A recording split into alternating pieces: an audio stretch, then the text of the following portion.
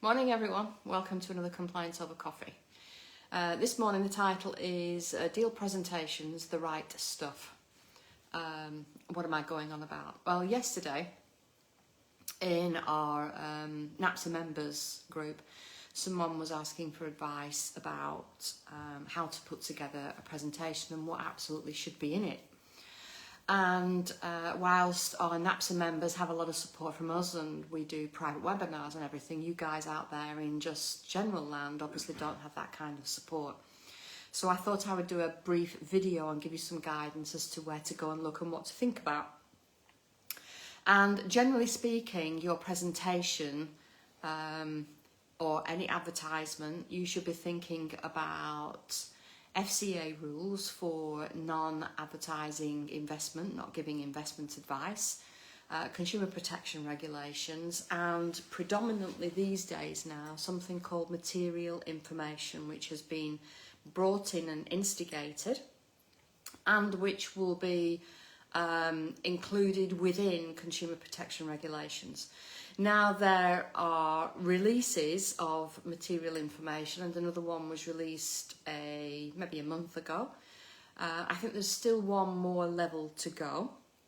So if you go to Google and you Google search estate agency material information, you should be able to find an awful lot of information there about what the subcategories are.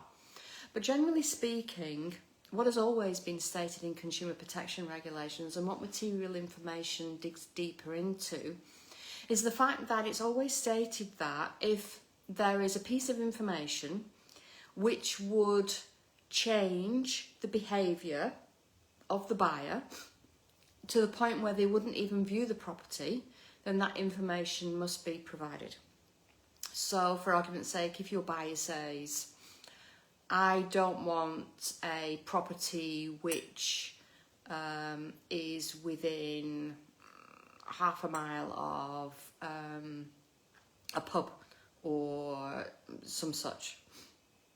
Or I don't want a property where some criminal activity has happened on it. Or I don't want a property where there's a pylon within so many meters of it, or whatever it is.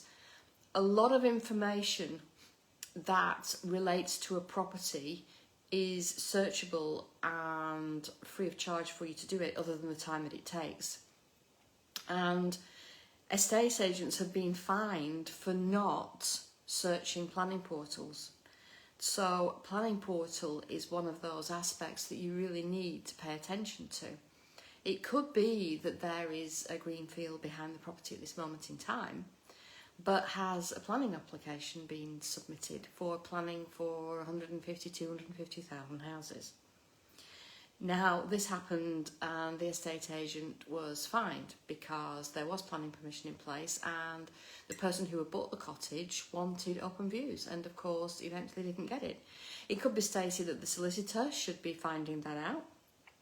But like a lot of things, we are frontline and it is down to us to find and show all the information that we can that is considered to be material information for the buyer, making a decision as to whether that property is right for them. So, your job for the rest of this week and this weekend is to research material information for the estate agency sector. There's guidance on NSALAT's site, which is National Trading Standards, Estates and Lettings Agencies team, NSALAT.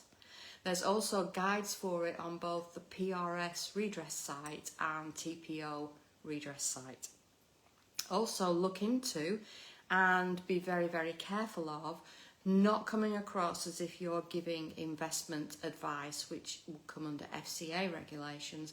And I can tell you from checking on websites and marketing materials that breaches happen an awful lot more than you would expect. So that's something for you to have a look into this week over to next week. I will be back with you again next Thursday as always for another Compliance Over Coffee. In the meantime, have a fantastic weekend. I hope the sun shines where you are, and I'll see you again next week. Bye for now.